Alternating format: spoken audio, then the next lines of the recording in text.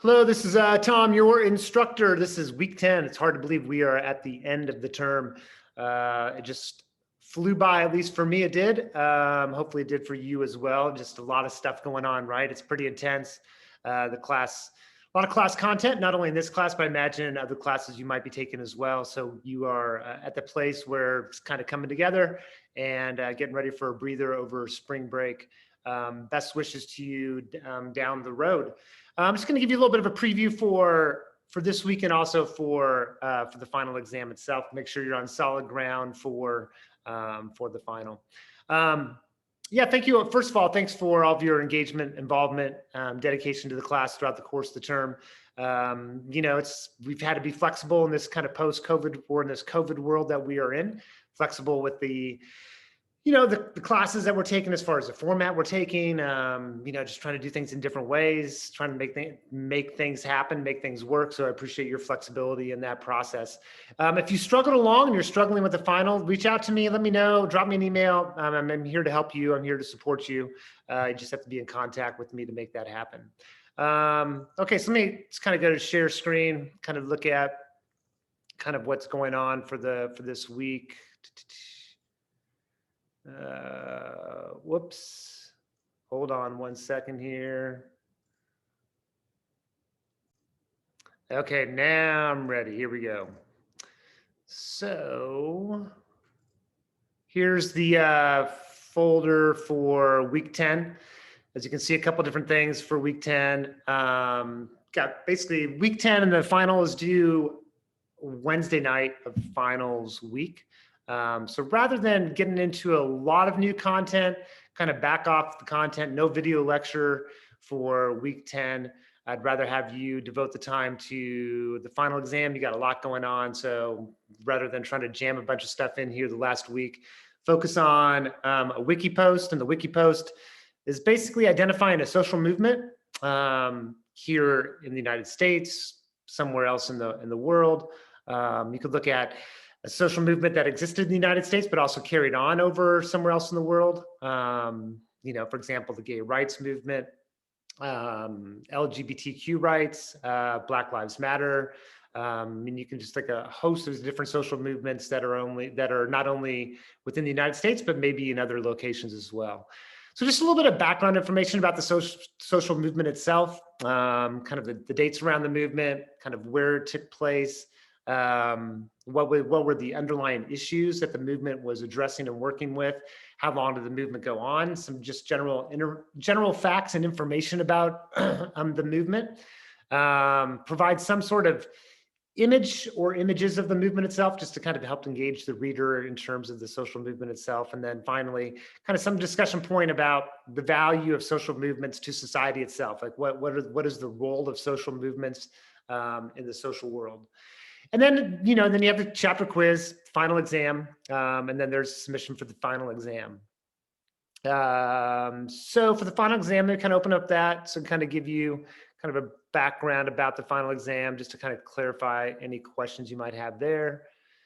Okay, yeah, it's due Wednesday by midnight, Wednesday the 17th. So the first part, it's kind of like the major capstone, right? The first part is like, okay, what is sociology? What is the sociological imagination? So define, explain both of those, and then explain what is the value, the importance, what's the benefit of these perspectives, and when we're looking at and thinking about the relationship between individuals and society itself. So one way to think about that is, we tend to, in the United States, our cultural value takes us to the place of kind of that rugged individualistic perspective, that we see that individuals are kind of like the sole creators of their fate. That if you are poor, it's because of individual kind of reasons why people who are poor. And what that does, or same for wealthy, right? So if you're a person who's wealthy, it's because they've been self-made. I mean, these kind of ideas. So, what we want to look at is the relationship between the individual experience and the social world itself, culture, time, place, these different kind of things. So kind of talk about what is the value or the importance of understanding those broader social forces and thinking about the human experience. The second question is take a social issue. Doesn't matter what the social issue is, and then talk about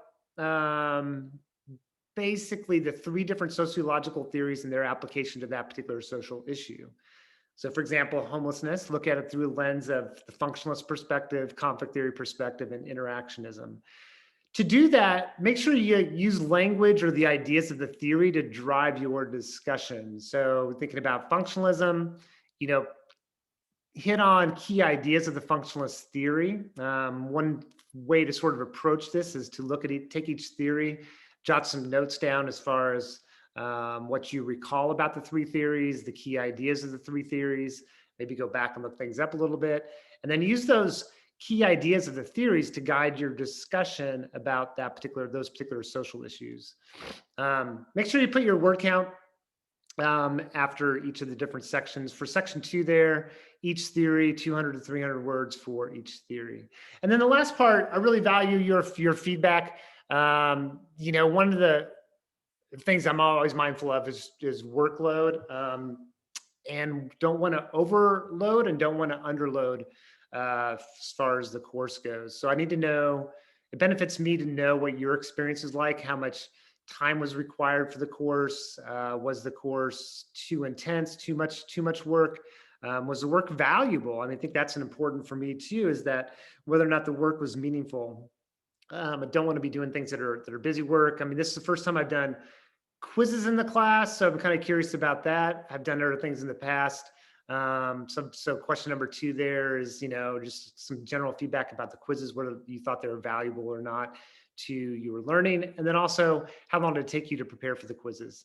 The third question there is basically the lecture videos. I'm kind of already restructuring those a little bit, but your feedback there would be helpful as far as what you found useful and what would be beneficial to include.